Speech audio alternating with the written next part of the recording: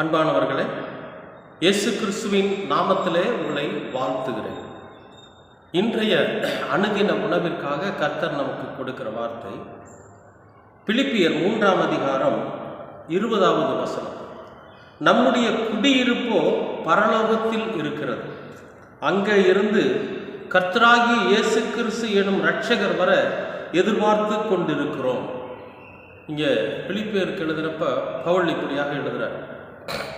சரி, இது நமக்கு எந்த வகையில் பொருந்துது அப்படிங்கிறத நாம் கொஞ்சம் இந்த காலை நேரத்தில் நம்ம கவனிக்கணும்.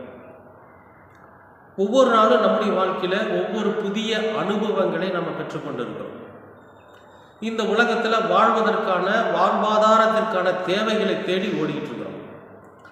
அப்போ கர்த்தர் நம்மை அனுதினமும் வழிநடத்துகிறவராய் இருக்கிறபடினாலே நாம் இந்த உலகத்திற்கு உண்டானவைகளில் தேறினவர்களாக இருக்க வேண்டும் என்று நாம் என்ன பண்ணுறோம்? ஒவ்வொரு நாளும் ஆசைப்படுறோம். அது தப்பு இல்லை, அது கட்டாயம் அது இருக்கணும். இருந்தால் தான் நாம் இந்த உலகத்தை ஜெயிக்க முடியும். இந்த உலகத்தை ஜெயித்தால்தான் நம்ம பரலோகத்துக்கு போக முடியும். அப்போ நம்முடைய குடியிருப்பு பரலோகத்தில் இருக்கிறது. அந்த பரலோகத்தில் இருக்கக்கூடிய நம்முடைய இரட்சகராகிய இயேசு கிறிஸ்துவின் அந்த மந்தையில நாமும் ஒரு ஆடாக, ஒரு ஆட்டுக்குட்டியாக அந்த இடத்துல நாம் இணைக்கப்பட வேண்டும் என்று சொன்னால், இந்த பூமியில நம்ம வாழ்கிற போது நம்முடைய ஆத்மாவையும் நம்முடைய சரீரத்தையும் பரிசுத்தமாக காத்துக்கணும். ஏன்னா இங்கே நாம் எப்படி வாழ்கிறோமோ இந்த வாழ்க்கையின் முதிர்ச்சி தான் நம்மை பரலோகத்திற்கு அழைத்து செல்லும்.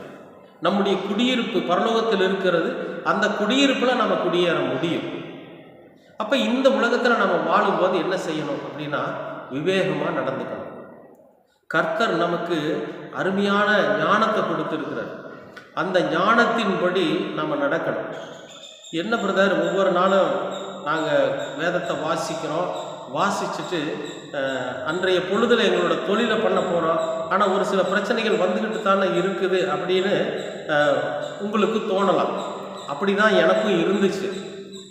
நானும் ஒரு பக்கம் வேலை செய்கிறேன், வேலையை தேடி அலைகிறேன். இந்த ஊழியத்தை செஞ்சாலும் என்னுடைய பிழைப்புக்காக, என் குடும்பத்திற்காக நான் வேலையை தேடி அலைவேன், வேலை செய்வேன். வேலை செஞ்சு சம்பாரித்து அந்த பிள்ளைகளுக்கான தேவைகளையும் குடும்பத்திற்கான தேவைகளையும் சந்திச்சுட்டு அதற்கு பிறகு தான் நான் இந்த ஊழியத்தை செய்கிறேன். முழுமையாக இந்த ஊழியத்தை செய்கிற அளவுக்கு என்னிடத்தில் பொருளாதாரம் இல்லை, என்னிடத்தில் வருமானமும் இல்லை. என்னுடைய குடும்ப தேவைகளுக்கானதை நான் சம்பாதிக்கணும். அப்போ நான் என்ன செய்வேன் அப்படின்னா, அதிகாலையில் எந்திரிச்ச உடனே ஆண்டவருக்கு நன்றி சொல்லிட்டு ஆண்டவரோட சமூகத்தில் கொஞ்ச நேரம் உட்காருவேன். கொஞ்சம், அதாவது ஒரு 6 மணிக்கு தூங்கி எந்திரிக்கிறீங்க, ஒரு 6 மணிக்கு எந்திரிக்கிறீங்கன்னு வைங்களேன். இந்த ஒரு காரியத்திற்காக ஒரு 20 நிமிஷம் முன்னால் எந்திரிச்சிங்கன்னா போதும். ஒரு 5:30 மணிக்கு எந்திரிச்சிங்கன்னா 5:30 மணிக்கு எந்திரிச்சு அப்படியே படுக்கையிலேயே உட்காந்துருங்க. நீங்கள் எந்திரிச்சு போய் கை கால் முகமெல்லாம் கழுவிட்டு, வாய்க்கு பிடிச்சிட்டு, முகம் கழுவிட்டு, அதுக்கு பிறகு நான் எல்லா ஒரு பைபிள் படிச்சுட்டு அதன் பிறகு தான் நான் இதை செய்யணும் அப்படின்லாம் நான் சொல்லலை. நீங்கள் எந்திரிச்ச உடனே அந்த படுக்கையை விட்டு எந்திரிக்காதீங்க, அப்படியே உட்காருங்க. உட்கார்ந்து ஆண்டவருக்கு முதல் நன்றி சொல்லுங்கள். நன்றி சொல்லிட்டு அன்றைய நாள் முழுவதும் நமக்கு என்ன தேவைகள் இருக்கிறதோ அதை யோசிச்சு பாருங்கள். அந்த நாள் முழுவதும் நம்ம எதை செய்யணும் அப்படிங்கிறதையும் நீங்கள் என்ன பண்ணுங்கள், தயவு செஞ்சு யோசிச்சு பாருங்கள். அப்படி உங்களுக்கு யோசனைக்கு வரும். அதை நீங்கள் என்ன பண்ணுங்கன்னா, ஆண்டவரோட சமூகத்தில் சொல்லுங்கள். கர்த்தாவே, இன்றைய நாள் முழுவதும் இந்த தேவைகளுக்காக நான் போகிறேன், இந்த தேவைக்காக நான் என்ன பண்ண போகிறேன், அலைய போகிறேன், இந்த பிரச்சனை இன்றைக்கி தீர்வாகணும் அப்படின்னு சொல்லி கர்த்தரோட சமூகத்தில் நம்ம சொல்கிறப்ப ஆண்டவர் என்ன செய்வார்னா, அந்த காரியத்தை நமக்கு ஜெயமாக்கி கொடுப்பார். நாம் தேடுகிற அந்த வேலை நமக்கு நிச்சயமாக கிடைக்கும். அது மட்டும் இல்லை, நாம் அன்றைய வருமானத்தை தேடி போகிறோம் இல்லையா, கட்டாயம் அந்த வருமானம் கிடைக்கும்.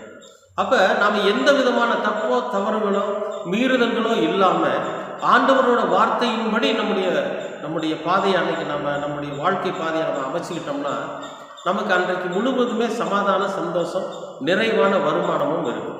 அன்பானவர்களே, நான் எதுக்காக இதை சொல்கிறேன்னு கேட்டிங்கன்னா, என்னுடைய அனுபவத்தில் அதுதான் நடந்துச்சு. இன்றைக்கு நான் சந்தோஷமாக இருக்கிறேன், சமாதானமாக இருக்கிறேன், ஆண்டவரோட சமூகத்தில் உண்மையாக இருக்கிறேன். என் ஓய்வு நேரங்களில் கர்த்தரோட ஊழியத்தை செய்கிறேன். ஏன் அப்படின்னா, ஆண்டவர் என்னை அழைச்சிட்டாரு அப்படிங்கிற ஒரு நம்பிக்கை எனக்குள்ளே இருக்குது. இந்த ஊழியத்திற்கு நானும் ஒரு தகுதியுள்ளவனாக இருக்கிறேன் அப்படிங்கிறதையும் என்னால் உணர முடிஞ்சது. நிச்சயமாக உங்களுடைய வாழ்க்கையிலும் அது நடக்கும்னு நான் விசுவாசிக்கிறேன். எப்போ தெரியுங்களா? ஆண்டவரோட சமூகத்தில் உட்காருங்க. அன்றைய பொழுது முழுவதையும் கர்த்தர் நமக்கு சமாதானமாக்கி சந்தோஷமாக்கி கொடுப்பார். ஏன்னா நம்முடைய குடியிருப்பு பரலோகத்திற்கு உண்டானது, இந்த பூமிக்கு உண்டானது அல்ல. இந்த பரலோகத்திற்கு உண்டான அந்த வாழ்க்கையை நோக்கி நாம் பயணிக்கிற போது இந்த பூமிக்கு உண்டான வாழ்க்கை ரொம்ப ரொம்ப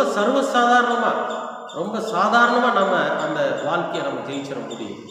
அன்பானவர்களே, உங்கள் அதாவது ஆண்டவரோட சமூகத்தில் நாம் ஒவ்வொரு நாளும் கேட்கக்கூடிய விஷயம், ஆண்டவரே, இந்த வாழ்க்கை நிரந்தரமானதல்ல, இந்த பூமிக்குண்டான வாழ்க்கை நிரந்தரமானதல்ல, பரலோகத்திற்குண்டான வாழ்க்கை தான் நிரந்தரமானது. நாங்கள் பரலோகத்துக்குண்டான வாழ்க்கையை நோக்கி பயணிக்கிறோம். எங்களுடைய குடியிருப்பு அங்கே இருக்கு. அதனால ஆண்டவராகிய இயேசு கிறிஸ்து என்னும் இரட்சகர் இந்த பூமிக்கு வந்து எங்களை நல்வழிப்படுத்தினாரு. அதே மாதிரி மீண்டும் அவர் வருகிற போது நாங்கள் பரலோகத்தில் இருக்கிற குடியிருப்புக்கு பாத்திரவான்களால் எங்களை தகுதிப்படுத்தி கொள்ளுகிற அளவுக்கு எங்களுக்கு ஞானத்தை கொடுங்கன்னு ஒவ்வொரு நாளும் நாம் ஜெபிக்கிறப்போ நிச்சயமாகவே நாம் அதற்கு பாத்திரவான்களாக இருக்கோம். ஆனால் இந்த பூமியில் வாழ்கிற நாட்களில் இந்த பூமியில் இருக்கிற குடியிருப்பில் நமக்கு சமாதானமும் சந்தோஷமும் நிறைவாய் கர்த்தர் தருவார். கர்த்தரோட சமூகத்தில் ரொம்ப நேரம் நீங்கள் காத்திருக்கணுங்கிறதெல்லாம் இல்லை. ஒரு 10 நிமிஷம் 20 நிமிஷம் உங்கள் இருதயத்தை வெறுமையாக்கி கர்த்தரோட சமூகத்தில் நீங்கள் காத்திருந்தீங்கன்னா கர்த்தர் அந்த நாள் முழுவதும் உங்களுக்கு ஜெயமாக்கி கொடுப்பார். நிச்சயமாகவே இன்றைய நாள் உங்களுடைய வாழ்க்கையில் ஜெயமாக மாறும். கர்த்தர் உங்களை ஆசீர்வதிப்பார். அன்பின் பரலோக பிதாவே, அருமையான நல்ல இந்த அனுதின உணவிற்காக நன்றி. எங்களுடைய குடியிருப்பு பரலோகத்தில் இருக்கிறது. ஆனாலும் நாங்கள் மாமிசமாக இந்த பூமியில் வாழ்கிற போது பூமிக்குண்டான குடியிருப்பிலும் நாங்கள் வாழ வேண்டிய ஒரு கட்டாயம் இருக்கிறது. ஆண்டவரே, இந்த பூமிக்குண்டான குடியிருப்பில் நாங்கள் வாழ்கிற போது உண்மையாய் உத்தமமாய் பரலோகத்திற்கு அந்த குடியிருப்பில் நாங்கள் குடியேறுவதற்கு நாங்கள் எங்களை தகுதிப்படுத்திக் கொள்ள நீர் எங்களுக்கு கிருபை பாராட்டுங்க. எல்லாவற்றையும் உமது திருக்குமாரனாம் இயேசு கிறிஸ்து எங்களுக்கு வழிநடத்துகிறார். அவருடைய வருகைக்காக காத்திருக்கிறோம். அவர் வருகிற போது நாங்கள் அவருடைய பிள்ளைகளாக அவரோடு கைகோர்த்து கொண்டு தேவ சமூகத்திற்கு வர நீங்கள் கிருபை பாராட்டுகிறோம். எல்லாவற்றையும் இரட்சகராம் இயேசு கிறிஸ்துவின் வழியாக கேட்கிறோம் நல்ல பிதாவே. ஆமென், ஆமென்.